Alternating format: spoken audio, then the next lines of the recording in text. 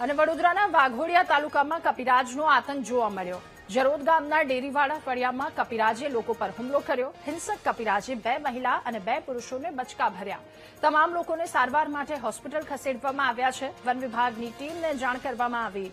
One વિભાગની ટીમે જરોદ ગામે જઈ કપિરાજને પાંજરે પૂર્યા। ત્યારે હિંસક કપિરાજનો લોકો પર હુમલો વડોદરાના વાઘોડિયા વિસ્તાર કે જ્યાંની આ ઘટના જરોદ ગામના ડેરીવાડા ફળિયામાં કપિરાજે લોકો પર હુમલો કર્યો। આ હિંસક કપિરાજે 2 મહિલા અને 2 પુરુષોને બચકા ભર્યા હતા। તો એ તમામને સારવાર માટે હોસ્પિટલ ખસેડવામાં આવ્યા છે।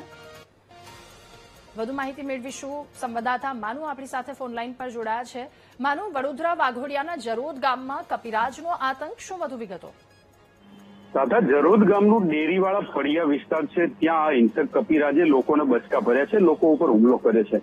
આ તોફાની કપિરાજે 2 મહિલા અને 2 પુરુષો સહિત 4 લોકોને ઘાયલ કર્યા છે, બચકા ભર્યા છે।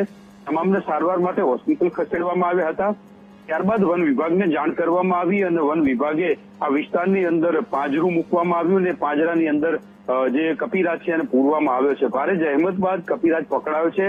હવે ગામ લોકોએ રાહતનો શ્વાસ લીધો છે, કારણ કે છેલ્લા 2 દિવસથી ગામ લોકો, નાના બાળકો, તમામ લોકો હાથમાં ધોકા લઈને ફરવા મજબૂર હતા। અવારનવાર હુમલો થતો હતો કપિરાજનો અને એને લઈને લોકો પરેશાન હતા। કપિરાજને પાંજરે પૂરતા હવે લોકોએ રાહતનો શ્વાસ લીધો છે। જી રાધા, આભાર આપનો તમામ વિગતો સાથે જોડાવા બદલ।